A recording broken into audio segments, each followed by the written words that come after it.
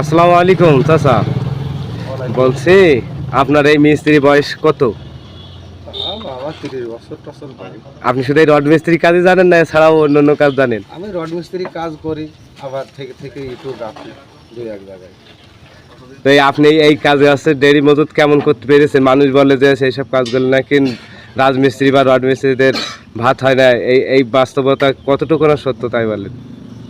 ভাত হয় না কথা বলা যাবে না, কিন্তু যে বুঝে চলে তার ভাত আল্লাহ চালায়, আর যে বুঝে না চলে সে তার ভাত আর কি হবে। আর কাজ হচ্ছে লক্ষ্মী। মানুষ নিন্দে করে কেন এই কাজগুলো এত?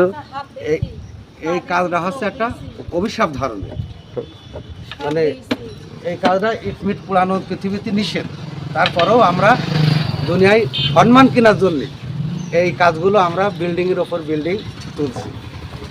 এখন কি হবে সেজন্য আল্লাহ জানে।